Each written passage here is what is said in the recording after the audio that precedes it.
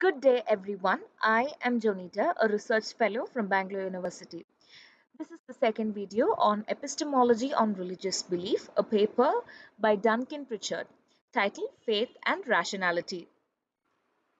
In the previous video, we were discussing the paper Faith and Belief by Pritchard. Can religious belief be rational? Is it possible? And we concluded that it is based on the epistemology in religion. We also saw that various philosophers have their own version of epistemology. Under epistemology in religion, we saw evidentialism, fideism, reformed epistemology, quasi fideism, and religious exemplars. Now, let us go into defining each of it. As the name suggests, it is all about evidence, evidentialism. Thomas Hardy said, "The deepest sin against the human mind is to believe things without evidence. Science is simply common sense at its best. That is, rigidly accurate in observation and merciless to fallacy in logic." Now we are going to look at evidence for religion. Rational religious belief requires appropriate evidence. Although it claims appropriate evidence, it tends to focus on the plausibility of pure religious proof of God's existence. That would be its religious proof.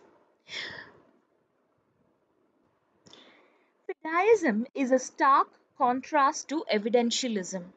As Alvin Plantinga defines, exclusive or basic reliance upon faith alone, accompanied by a consequent disparagement of reason and utilized especially in the pursuit of philosophical or religious truth.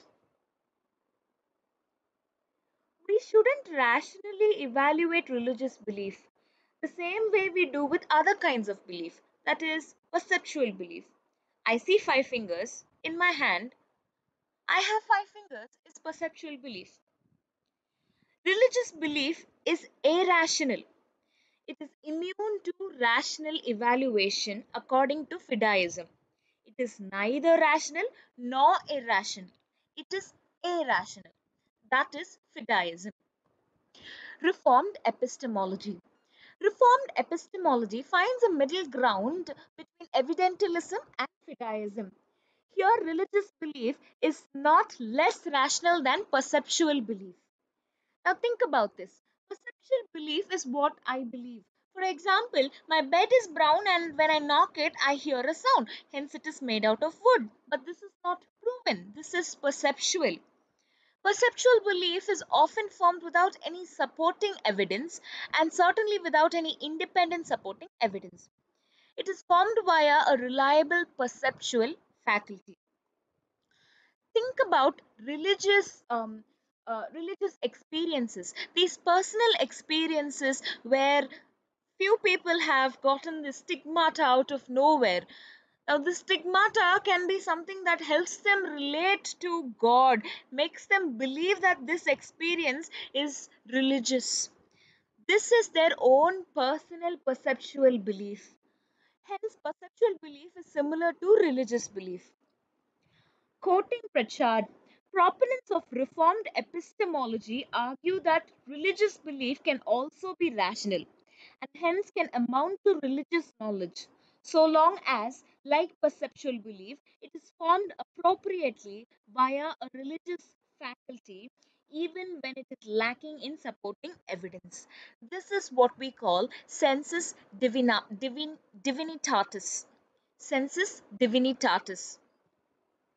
Quasi fideism. This also, like reformed epistemology, finds a middle ground between evidentialism and fideism. Just like reformed epistemology, it claims that we should be careful when we evaluate religious belief. Basic perceptual belief can be rational even without evidence. This bed looks like wood, knocks like wood, it is definitely wood. Quasi fideism claims both perceptual belief and religious belief. Unlike fideism, post-fideism maintains non-basic religious belief. It, it is It believes that it is less rational as a result. Basically, it doesn't put it in a term called irrational. The synology is simple. If everyday beliefs are regarded rational, for example, I see five fingers, I have five fingers, then everyday religious belief is also rational. Quoting Prachad, most everyday beliefs are regarded as rational, and yet quasi fideists maintain that even these beliefs have irrational commitments at their core. Thus, by parity of reasoning, if everyday non basic belief is rational, then so too is non basic religious belief. Exemplar account. This part in epistemology finds comparing religious belief to perceptual belief as a mistake. This mistake is committed by reformed epistemologists. One should look for similarities between the two. A distinct feature of ethical practice is that it incorporates a unique or a special role for expertise, wisdom, and a unique experience. There is, however, a consequence. Th- There is, there is an important role for religious exemplars to play in one's religious epistemology or philosophy. Just like ethical exemplars play an important role in one's ethical epistemology or philosophy. There is also a drawback the- in this analogy. This analogy might cause a person to be skeptical about the possibility of religious belief and knowledge in precisely these domains. Thank you. I hope you understood these short definitions given by Prashad in his Faith and